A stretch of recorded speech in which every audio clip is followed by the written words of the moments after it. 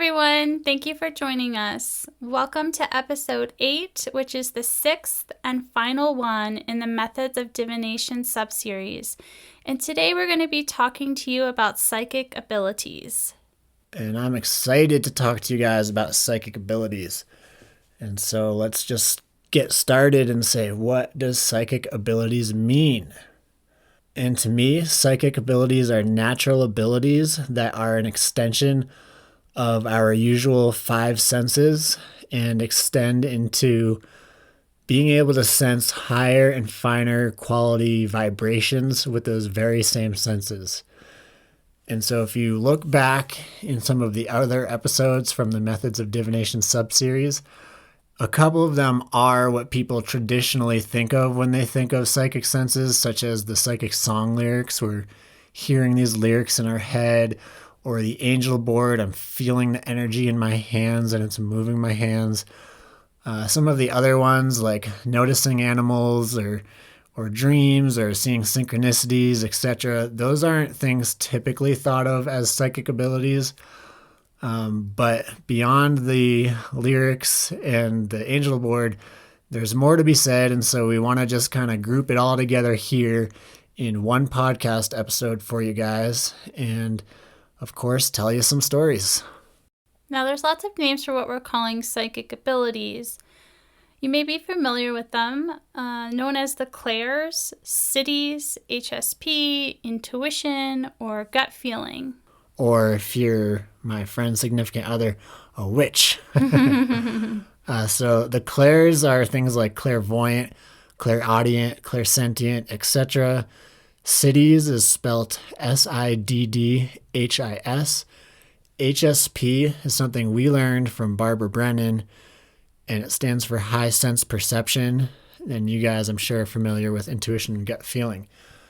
So I want to make a very crystal clear main important point. And that point is, on one spiritual journey, the psychic abilities, or whatever you want to call them, are not to be the main focus. So let me say that again because it's that important. Your psychic abilities are a byproduct of your spiritual journey. They are not the main focus or objective. Now, the reason for that is trying to have these seemingly supernatural abilities can become an ego-driven pursuit rather than a genuine quest for spiritual development and self-realization. Now, let's talk about how to develop these. So like I mentioned, they are a byproduct of one's spiritual journey. And so a couple of things is kind of insinuated by saying that. One is that the development of these happens slowly, organically, over time. It's not an overnight endeavor. And the other thing is, on a spiritual journey, there's a lot of healing on dimensions other than the physical body. Of course, they're all related and they have direct implications and results on your physical body. But you may find that you're doing a lot of emotional clearing. And so these emotional blockages are actually present in your energy field that goes within and around your human body. And as these distortions or blockages leave, then you are filled up with a greater charge of your true authentic self energy.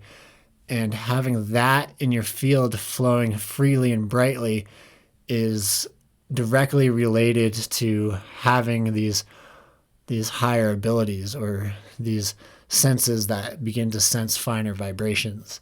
I was just going to jump in and say that emotional releasing can take place in waves. And so it could even be a couple years where you're releasing a lot and then it kind of subsides. So if that's what you're going through, just know that that is a thing. And I just think it's like it comes in waves. Like sometimes there's a lot to release and then sometimes there's not a lot to release. Yeah, and I think that's kind of like a spiritual law of nature. There's, as Barbara teaches it, expansion, stasis, contraction, stasis, and that's the natural rhythm and ebb and flow of all things in life. And so it's certainly the same with how you maybe you may look back and see how you came into whatever psychic abilities that you have, or how you're still coming into them, and also how you're going through your journey of emotional clearing and all that. So that's a great point. And it also touches upon how I was saying this happens slowly and organically.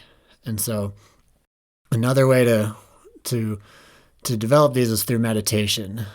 Meditation is another way to clear energy, whether it's emotional, mental, or what have you. And so meditating consistently is a great way to A, approach your spiritual journey, and B, have psychic abilities as a byproduct. I think quieting the mind is a very helpful factor. Opening the heart is a big one. And so there's a lot of different ways you can approach this. Now, I want to admit that we specifically do a meditation. It's the Cities meditation, Siddhis, by Tom Kenyon. It's actually a whole 8 CD, compact discs, not cities, CDs, series that he has for sale on his website. Tom Kenyon is a sound healer who has been a very, very big part of my spiritual journey for a very long time. And he has this set on the CDs for developing these abilities. And for a long time, he didn't put it out to the public until he was told that it was finally time to do that. And it's not something that we would probably have pursued. Like I said, we know not to focus on it, but Sophia was given a dream, right? Yes, and in that dream, Tom Kenyon told me that the cities were important. He meant like the meditation, right? The meditations, yes. Yeah, so because of that dream, we've been trying to do it every day, if not at least 3 times a week. So that's our little thing we wanted to admit we do for ourselves. But there's one more piece, and that's cleaning up the liver. Medical medium says people on their spiritual journey, they all want to open their third eye and reach higher heights through their third eye. But little do they know, if you clean up your liver, just that alone can take you to such spiritual heights. I have a story around this, and so that's just a little sneak peek. I'm going to tell that story later on in the episode here. And I want to acknowledge that you may start out with maybe 1 ability, maybe 2, and then others may come online for you, and you may not even notice until after the fact, and then you start to see that you're gaining different senses and ways to receive messages from spirit. Or you may just stick with that first 1 or 2 for quite a while and just strengthen in those. So it kind of also probably depends on what your intention is and where you put your focus and practice. Yeah, definitely. Let's jump into some stories. We've organized our stories to coincide with each of the 5 main senses. Story time! Yay! All right, the first high sense perception, or HSP, or psychic ability. I won't keep doing that to you the whole episode, but you'll probably hear us say HSP a lot. It's just what's more natural to us. I understand that the word psychic ability or one of the clairs may be more popular, but it's just better for us to be natural. So the first psychic ability that we're going to talk about is hearing, which is also known as clairaudient. And so hearing is something that can come from within or without. And sometimes when it sounds like it's coming from outside of you, you still don't really see the source. It's not a source in the physical world, but it very clearly sounds like it's coming from outside of you, rather than the voice in your head or a voice in your head or song lyrics, which are pretty much all the time within my own head. So another thing that you can say about hearing is a ringing in the ear. And it's not tinnitus or tinnitus, however you want to pronounce it. It's a spiritual ringing. And this is something that Dolores Cannon has talked about, which is, I believe, something she said to do with when you're making big gains in consciousness. For me, I experience it as just a way my guides are talking to me, it's often divinely timed. Like if I say, I should do something, they'll give me a ringing to confirm I should. And I have another teacher or mentor, Christina Schwind with the Light Body Academy, who's talked about it being a download of sorts. And I guess sometimes when I get it and it's not perfectly timed with something, that's what I think it is. And so she talks about tuning into different frequencies within your energy field once you learn how to do that and really absorbing the resonance of it. But anyways, it's all just tied up with the psychic sense of hearing. And then we have channeling. So when words come to you that are not your own, and it may often be in a different wording than you're used to, using different phrases or words that you normally wouldn't use in your everyday life. And so that gives you some clue that these aren't your own, but usually it's very spontaneous and it feels like it's coming from beyond you, through you. It's not something that you're consciously thinking of and creating. So this happens to me a lot when I'm doing healings. I've had Mother Mary come through me during our weekly group healings that we have every week. Barbara Brennan, the founder of our school, I've had her come through, and it sounds like their voice. If this is a person that's been in a physical body recently, it also kind of has that characteristic where it takes on their actual voice and tonal inflections. So just be open to these messages coming to you, and allowing them to come through you is a big thing, and not resisting them. So hearing is a strong one for me too. During healings, like Sophia mentioned, I actually hear the ancestors of the person who's on the table, especially if they're already on the other side. And so I'm going to save those stories for a dedicated episode to lost loved ones or loved ones on the other side, whatever we may end up titling it. But even if it's my guides or just in a meditation, whatever, this is one of the main ways that I get guidance. So with that said, let's jump into a few stories about it. And me as well. I also get guidance mainly through this way and a few others. Okay, so our first story. I've audibly heard this come through outside, so I heard it through my ears, and the words were, "You won't have a third of what you have invested now in the spring." So if you've listened to some of our other episodes, you may have learned that we invest in cryptocurrency, and so this was in regards to that. Yeah, so I didn't really know how to interpret that at the time because the market was very bullish, so it was on the rise, it was growing, and I thought for sure that the market would continue to grow in that way. And so I was very confused by the message, but indeed the market did end up falling. So my guides were trying to warn me that the market was going to do the opposite of what everyone was saying it was going to do, and it actually did.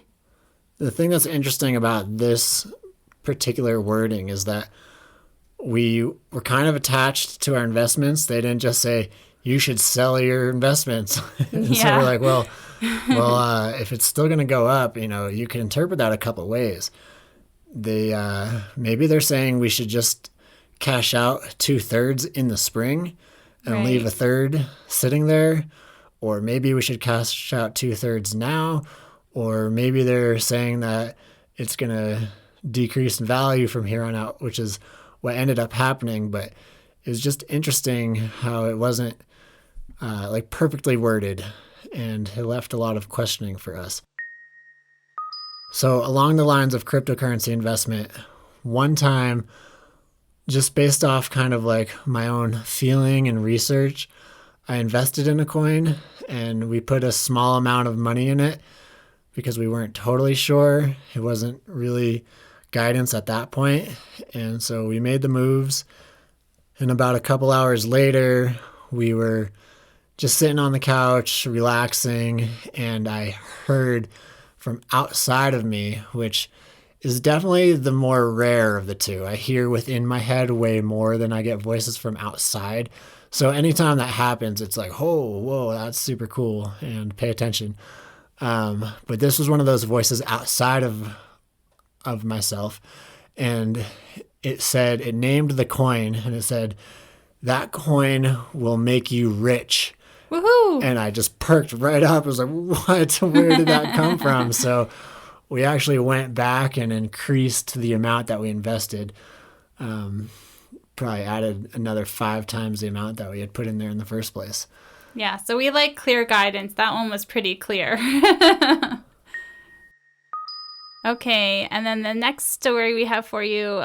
So I see the pictures of any person either that's been on this planet at any time or an ascended master or angel, and I'm able to connect with the being through the picture. And so this story is from before when I met Brandon. I was looking into the eyes of Yogananda, and he was an Indian guru. He spent some time in California where he created a sanctuary there that's still open if you care to see it.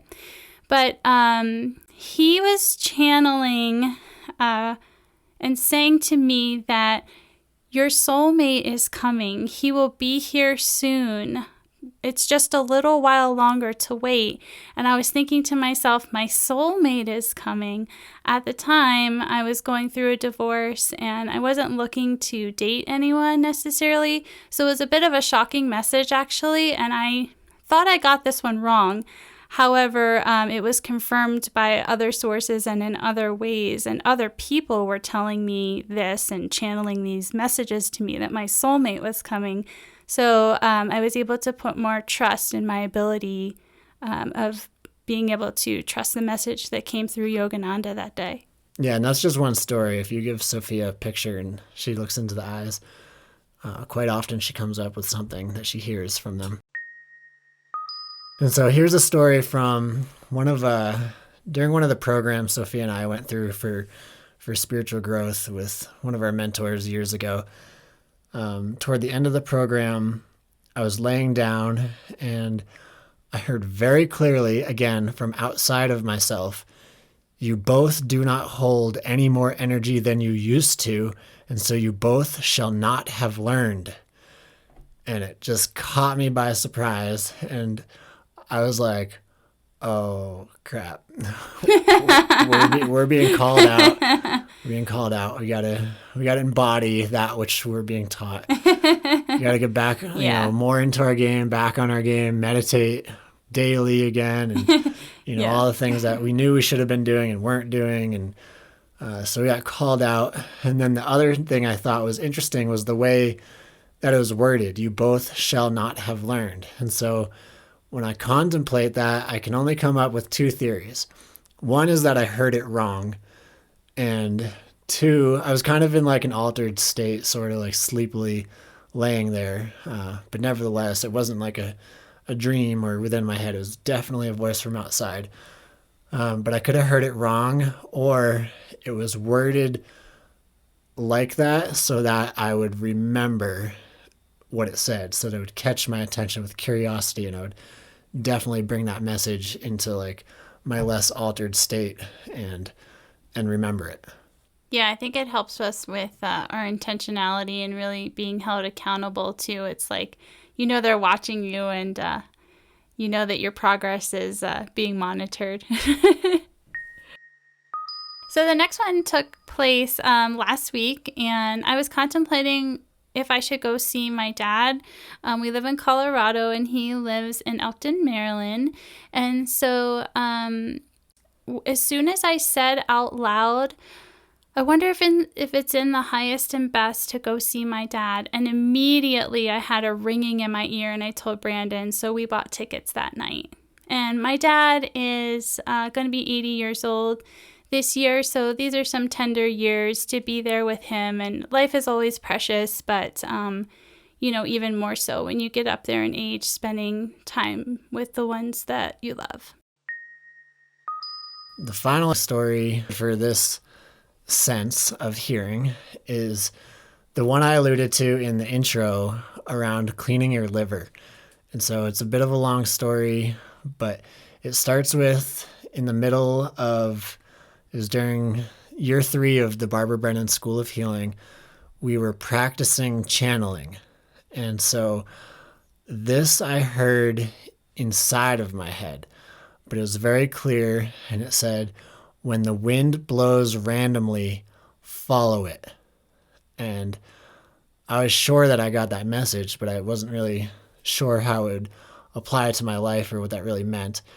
And so, I forget, a matter of months later, the first time we were in Sedona, Arizona, we were at the stupa, or the Peace Park, and we were holding an energetic pose around one of the statues, and the air was still, and all of a sudden a gust of wind came out of nowhere and blew randomly, and I remembered my channeling, and so I said, well, I've never done this before, but let's go in that direction, the direction the wind blew, and see what happens. And so we walked probably about 100 yards or so up over this mound of dirt, and when we peeked, I could see on the other side in the ground made out of stones was a medicine wheel, which is something you walk around and honor the four directions and bring in healing and change and whatnot. So I was actually really excited that it worked, that the wind actually led us somewhere cool. And so that was my state of being, my vibration, just excited. And I was the first one in our group to try this medicine wheel out. And as soon as I stepped into it, boom, tears. And I don't know where they came from, not even exactly sure what they were about, but it was powerful in the way it just shifted instantly. And I had some sort of energetic clearing walking around that medicine wheel. So the second part of this is actually a number of years later, and I was camping in Moab with Sophia, Rossi, and a couple of our friends. It was late at night.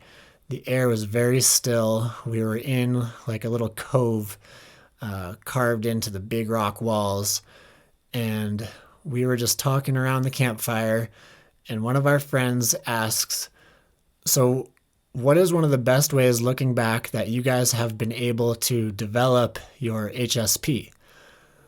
And I think a couple answers were given, and then it hit me about what medical medium had said about cleaning up your liver. And so I said, I didn't just say it because medical medium says it. It's been my direct experience after following medical medium for a number of years now. And so I said, I think the best way for me has been cleaning up my liver. And right then, a massive gust of wind just ripped through the camp. And it was over as quick as it started. It was back to stillness. And you can attest for me, right? Yeah, totally. It was pretty magical. And, in the first example, we literally followed the wind. In the second one, we followed the guidance of the wind. But anyways, with that said, if you get the book Liver Rescue by Anthony William, or The Medical Medium, you'll learn how to clean your liver up, and just in general following his guidelines, but also periodically doing one of the 369 cleanses or one of the other cleanses he offers, which can also be found in his book called Cleanse to Heal. And yeah, I just want to confirm for myself too that I have felt my HSP, my psychic abilities really improve and progress over the years that I've been doing medical medium diet and cleanses. Particularly on the cleanse, I've been getting so much information from Spirit about what I'm cleansing, and it's really been mind-blowing. And speaking of that, on the last 369 cleanse that you and I did, Alex Gray came to you to speak about HSP in one of your dreams during the cleanse, remember? Yes, I do. He said our HSP would increase. So that was awesome to hear from Alex Gray, who has amazing HSP. And amazing art. Yeah. Okay, the next high sense perception we're going to move into is smelling, also known as clairalience. And this is not one that I really experience. And so Sophia is going to have the two stories for this one. So my first story goes along with a song lyric. I woke up one morning and it was late October, and I got a song lyric, and it was, and the soul felt its worth. It's a song lyric from Oh Holy Night. And along with that song lyric, I smelled what to me is like a Christmas spice smell, which is a cinnamon, warm spice. And it was such a visceral experience to have the lyric and the smell at the same time. And I could really feel how my guides were encouraging me to feel my worth. I feel like all of us could do more at feeling our own worth. And it was such a poignant moment for me and an awesome experience. And the next one, throughout the years, I've smelled the smell of rose when my mom is present or I feel her present. That was one of her favorite scents. It smells similar to rose water or rose perfume, and it comes in very lightly, very faintly, in moments where I feel her support. So that's been really awesome for me. All right, the next high sense perception is feeling emotionally, which is also known as clairsentience. So for me, this isn't really like a big one that I get very specific guidance from. It's kind of like a support sense for me. And I don't necessarily have many mind-blowing stories. It's kind of just something I use when I'm feeling situations, places, people, possibilities, etc. And so the one story I do have, I told in the last episode about spirit animals, where after the bear came and I turned around and saw the clock, I was overwhelmed with this feeling of feeling like a kid on Christmas morning. And that was my sign or my guidance to take my present at that time, which if you listen to that story, I missed that one. But other than that, like I said, it's a background sense. And so the two ends of the spectrum that I feel are fear and love. And so often when I walk into a new situation or place or meet somebody for the first time, I feel to a certain degree their energy and how much fear or how much love there is coming from that person. And so that's my experience with this sense. And my story is about a dream, but using the feeling in the dream. So the dream was a grandmother figure that I've known in my life, and she was so loving, like pure, loved me so much. And in this dream, she was very like spiteful and just, there was something up and something amiss. And I woke up from the dream and I was like, I guess maybe she doesn't like me or holds a grudge from the other side. But I really felt into it, and I felt the trickery. I felt that she was an imposter. And that really helped me be able to know that that can happen and to really feel into the dream. And so when you say she was an imposter, what you mean is that it wasn't really her. Right. It was some kind of entity appearing as her. So that can happen. And that kind of came to me in a download, which is another, direct knowing, which we're going to talk about. But I was emotionally, I could feel that's never been her essence.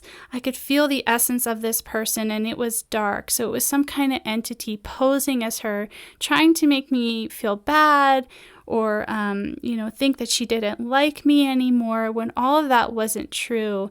So really feel into your dreams, because that can happen. There can be an entity trying to fool you. The next highest sense we're going to talk about is the kinesthetic sense. And so that's kind of like a physical felt sense. And I guess a good way to describe it, if you don't know what it is like if you put your hand behind your back and you put out 2 fingers or put out a number of fingers and then feel into it, just with your awareness, you know that your arm is behind your back, your elbows may be bent, and you're holding out 2 fingers. You can just kind of physically feel that for yourself. And so it's also sometimes referred to as clairsentience, just like the emotional feeling is.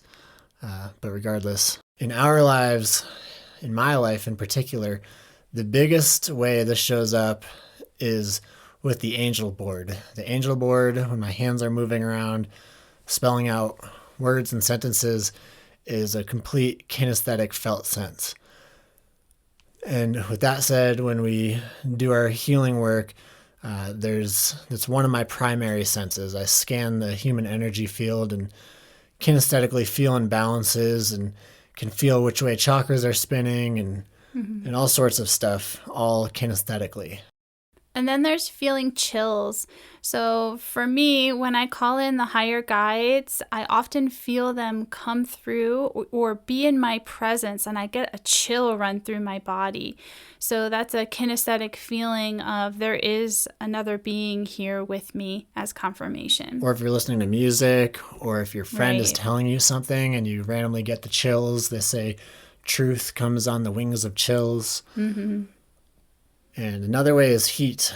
And so heat can be for a number of reasons. Like in healing, heat is a big part of it just because of the energetic movement. But I've also been in ceremonies, which isn't as much hands-on energy work as what we do. And I've felt archangels come into the room and sit beside me. And it's like a fire next to me. Like it makes me start sweating. It's hot, and it's only hot on the side that they're sitting on. And so the last way is just feeling cold. Yeah, I've had this experience a few times in my life where, for example, I went to Salem, Massachusetts, and there are some departed souls there that suffered quite a torturous death.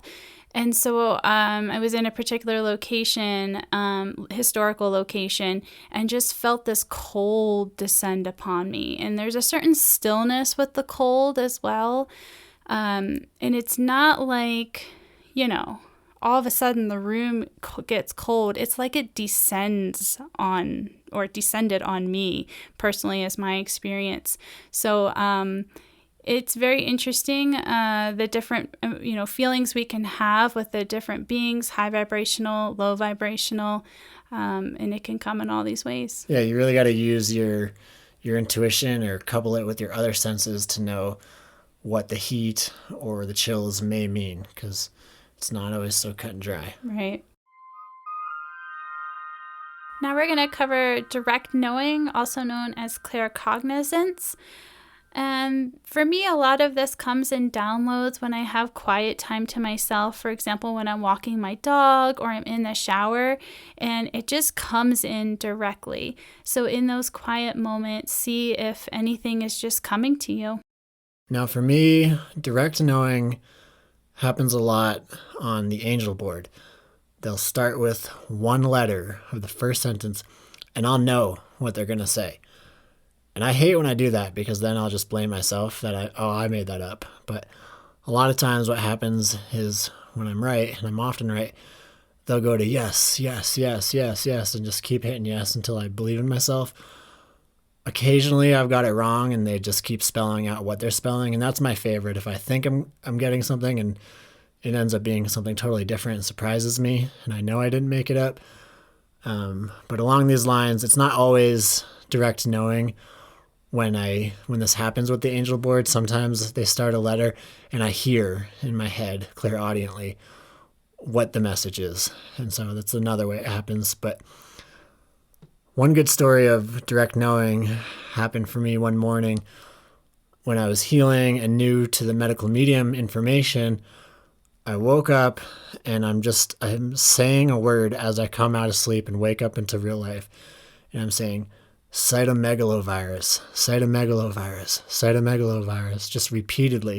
And it's like, what am I saying? Cytomegalovirus? And I wasn't familiar with cytomegalovirus. I was, like I said, in the first few weeks of medical medium information, I had not come across that word. It was a foreign word to me. So I went to the medical medium information, and sure enough, cytomegalovirus is one of the viruses that causes problems for people who have it, and it's something he talks about and also gives guidance on how to heal. So I feel like me waking up knowing what I had and saying it was just an example of direct knowing and also self-diagnosis. And my first story that I'll share in this section is also about waking up from my sleep saying, tomatoes, tomatoes, tomatoes. And I was like, okay.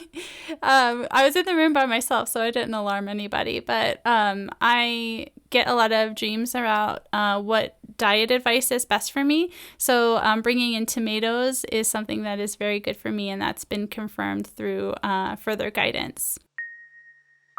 The next one is our friend was coming to visit us, and I knew she was going to come in a couple weeks. And I was out for a walk, and suddenly it dropped in for me that my neighbor was going to come over when she was here visiting. And I was like, all right, well, we'll see if that happens. And then sure enough, like I kind of forgot about it. He just showed up. And then he showed up like 2 or 3 more times while she was here. So it was really interesting to me. I'm not sure the highest reason for it happening, but it indeed came true.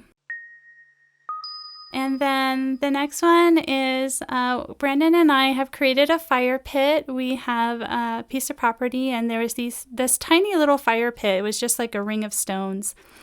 And we took the time to really expand it, and we went and got some nice flat stones, and we had been digging and doing some landscaping, so we had clay from the yard. So it was time to put all the stones in, and we did that, and then put the clay in to set them. And so when I was out there all day by myself one day, just doing masonry work and putting all the clay in to solidify the stones, I had this direct knowing that the stone people were there with me, and they were really appreciating the work that I was doing here on the land. And they are an elemental being. I didn't have any previous knowledge of them existing, so that was really quite a surprise to me. And the last one that I'll tell was also quite a surprise to me. I found myself saying these words, without really knowing why I was saying them. So it was a rainy day, and we were picking blueberries in the forest. And I had been kneeling down because the blueberries are very close to the ground for at least an hour, maybe 2. And suddenly a ray of sun came out. And I found myself saying, there's leprechauns here. And it shocked me. So it was a direct knowing that came through me, and they wanted me to know their presence. I've been able to feel the elementals in different ways since then as well.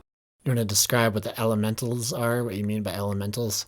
Yes, so the elementals are in the Fae kingdom or the fairy kingdom. They can be fairies, sprites, gnomes, the stone people, leprechauns. They're beings of a certain vibration that hold the earth land sacred and really want to keep it clean, keep it pristine. There's elementals that govern the waters.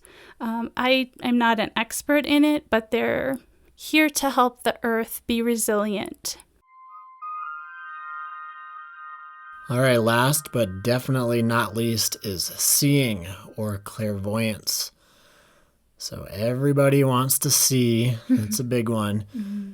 And right off the bat, I'll share something one of my teachers shared in school that I thought was interesting, that over her 30 years of teaching in the Barbara Brennan School of Healing, she's met many people who can see, but they don't know what they're seeing or how to interpret it. Mm-hmm. And so there's symbolic seeing and there's literal seeing. I always prefer all my stuff to be literal, even though it isn't always, but regardless, even if it's literal, you may not know what it means, even though what you're seeing is actually a real distortion or phenomenon in the human energy field, in the case of the work we're doing. And seeing for me comes in clips. It's very short-lived. So for me, I would say don't expect it to be like a movie before your eyes. Maybe it is, but a lot of times it's like a flash. And you're like, I know I saw that. So it's about gaining trust in those kinds of visions or moments. A lot of times it is a flash, but it's not always a flash. I can see sustained imagery in the human energy field, and dreams are a good example of vision being a movie, a long drawn out thing that you see. etc. So, that kind of brings me to my next point, which is that seeing can happen in the physical world where you see things, or in your mind's eye, or your mind screen, as people call it. And so what's happening, and if you ever work with us more in depth, we can go into this, or if you get the book Hands of Light by Barbara Brennan, there's actually a very good picture of this. You could probably even Google search it. And she shows how the light of the finer vibrations that aren't picked up with the rods and cones of your eyeball come through your third eye up in between your eyebrows, and it travels into your brain and connects with the energetic pathway that the light from your physical eyes travels through your brain. And so then when you see it, it combines into one image. And so that's how you can see these finer vibrations overlaid on the denser physical world around you, but yet still see those vibrations of light when you close your physical eyes. And there's also seeing out of the corner of the eyes only, which happens to me. But when I put my eyes directly in focus, I cannot see what I could see out of the corner of my eyes. And that's because the rods and cones out on the side of your eyeballs are a lot finer in the light frequency that they pick up. So we'll just jump into some stories here. I'll start off with the very first time that I saw any sort of color was when Sophia and I met, and we were in a hot spring and we started kissing, and my eyes were closed because I'm not an awkward kisser with my eyes open. Thank God. And I just saw the color pink super vividly and super brightly, and I'd never seen that before, so I immediately got pretty excited about it, and a very memorable first time of seeing something for me. Yeah, so much so that it was cute that he shared it with me in the moment. I thought that was awesome. Yeah, and so later on, as I was going through the Barbara Brennan School of Healing, I started to see the human energy field. And it happened first on one side. I could see things out of the left because my energetic field when I started school that penetrates and surrounds my physical body was stronger on my left. And so there's more energy there. I could pick up my higher sense perception was stronger there. So I could pick up these light frequencies, and I was seeing light on my left side. And there's 7 different levels that we deal with in the human energy field. And I was only seeing certain levels to begin with on the left side. And so as I progressed through school with this awareness and charged the right side of my field and worked on myself and, did everything we talked about in the intro, and went through my spiritual process of clearing the distortions out of my field, which is the same as saying clearing them out of my psyche. My energy increased within and all around me, and I began to see evenly on both sides, and I began to see many more levels, if not all of them at times, whereas, the beginning was a lot more limited.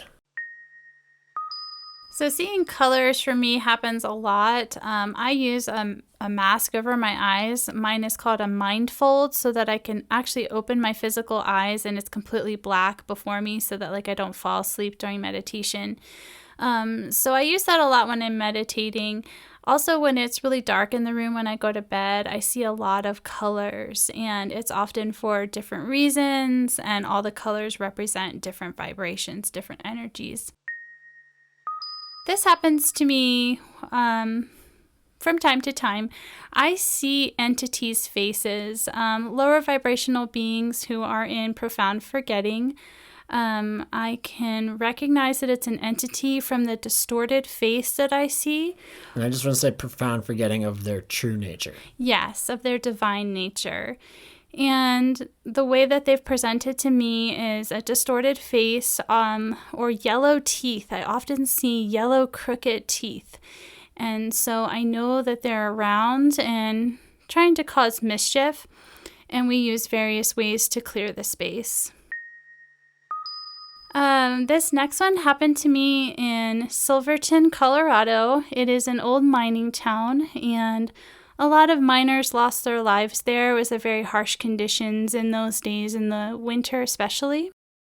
And so went to visit one of the historical hotels and went upstairs just to see, what it looked like. And all of a sudden, I saw these black shadows walking down the hall and walking through the doors. And they didn't want to be around the people who were there. They would go into the far corners and walk away to be by themselves. Then there's insects. For me, I see insects in the other realms. One story I can remember is I see these really big spiders from time to time, and I'm talking like maybe 7 feet across and 4 foot tall spiders.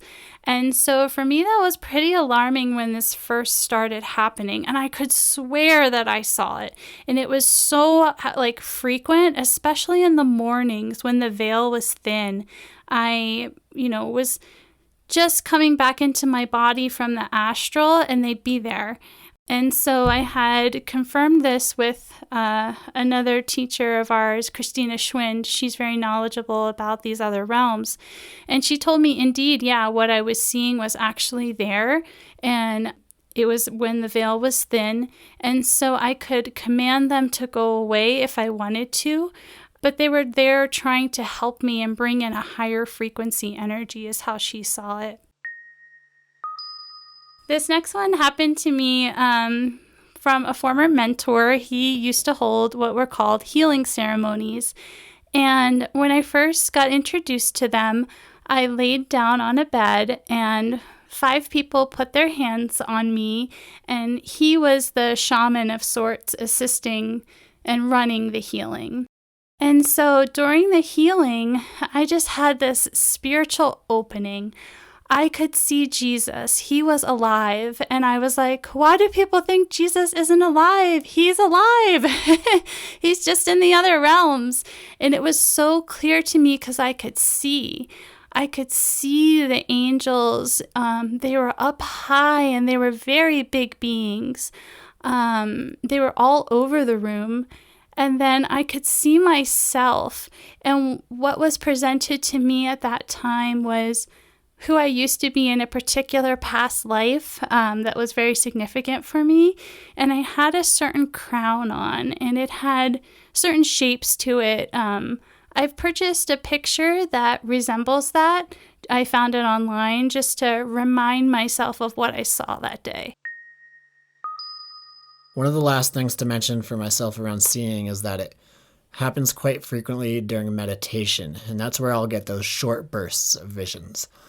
But I'm going to end this with our final story, and it's on remote viewing, which is a technique to see real or physical phenomenon or physical, how do you want to say it? Something physical in a faraway location. And our government here in the United States actually had a whole branch that was dedicated to remote viewers who could go in and find secret bases and even read files that were locked away in secret rooms in filing cabinets and read what was on them. And there's a whole documentary about it on Amazon. And we had a teacher during our second year of the Barbara Brennan School of Healing who was trained in remote viewing, and he did an exercise with us. So he had a picture on his computer. We did 4 rounds, so he had 4 pictures, and he gave a title to each one, and each title was something very neutral to the picture. He just picked a string of numbers, and I think he picked like 00001, 00002, and so forth for all 4 pictures. And we started the first round, and I remember thinking to myself, like, all right, this should be interesting. This is going to be total shot in the dark, I think. But he said, okay, go within and tell me what picture 00001 is. And so I just did what they trained us to do at that point in school, which is to configure my energy within and around me in a very particular way that's very aligned, charged, and opened and grounded, and just let whatever comes to me come to me. And I got a flash. And so I drew the flash, and I drew a large building with a fence in front of it. And I put a sun up in the corner. And I was like, well, I don't know. That's what I got. We'll see. And so when he revealed the picture, it was a very large building with a fence in front of it. And the only thing that I put there arbitrarily was a sun. There was no sun in the picture, but I got the building on the right side with the fence across it, and I was mind blown. I was like, I can't believe it. Like, my first try, and that worked. Holy. And so it was very exciting times. And throughout the next 4 pictures, maybe I didn't get as centered and balanced. I'd say I got one of them. Picture 4, I nailed again, but for pictures 2 and 3, I got like half of it was right. And what I was getting for those was like general outlines. Like, let's say if it was a lamp, I was like getting a triangle on a stand, but I didn't know it was a lamp, something like that. So I was across the board winning. I was getting it right, even if it wasn't as like close to being a building with a fence, which I knew what the objects were in the first one. But I've practiced it a couple times since, and getting shape seems to be my strong suit. But look into that for yourself if you find that story interesting. There's apps where you can practice, and I'm sure you could find a lot more on the internet. And I have a story, too, to go along with that. We played this game with a friend of ours who was taking a psychic class. And we were to hide something, it was a bracelet in each other's house. And so where it was the remote viewing part that we had to work on. And I found that letting myself be a channel through which the pencil moved was helpful. And I had practiced it in school, was a little bit successful here and there until I employed this technique of becoming a channel and allowing my hand to move the way spirit wanted it to move. And I drew something, and I didn't know what it really was, but I showed it to her, and then she sent the picture of where it actually was. And it was in this bowl that was a very unusual bowl, and it was on a stand in the bowl. So it was like really shocking to me that I had no idea really what I drew, and I was kind of like shy about showing it. And then she confirmed it by sending a picture. So it made me feel really good when that happened. And so just to clarify, since we're talking about seeing, did you see the picture that came through your hand, or was this kind of like kinesthetic felt sense of moving your hand? It was kinesthetic felt sense. Okay. Yeah. Just to clarify that, but still super cool story, and we'll leave it here since it matches up with my remote viewing story. Now it's time for our soulful send-off.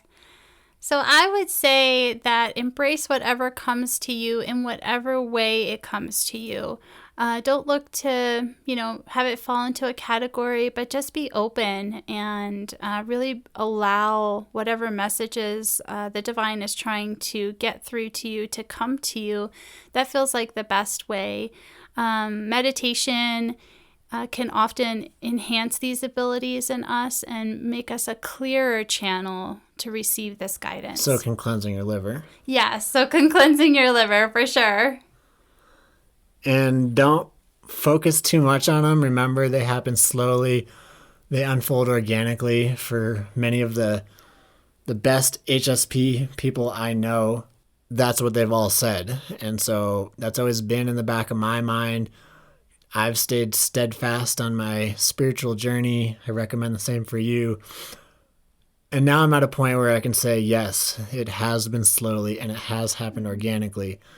Having way, way more experiences than I used to. I'm at the point now that I used to wish I was at. So I'm looking forward to Alex Gray's dream advice coming true and them unfolding further. But with that, I want to say that for them to happen, it takes a higher amount of energy running through your system, your energy field, through your physical body.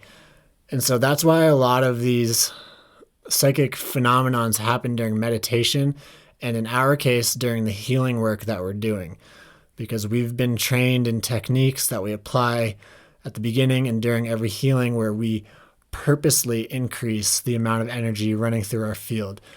It's not something that's necessarily sustainable all day, every day, but we can induce it during the hour-long healing, and it comes as a wave. It builds for the healing, and then as the healing ends, it dies. And, we're talking about the ebb and flow, and so you can bring it back up for the next healing, and that's how you can do multiple healings throughout the day. But it's because we're increasing that energy that we're getting all these psychic abilities during our healing work that we do.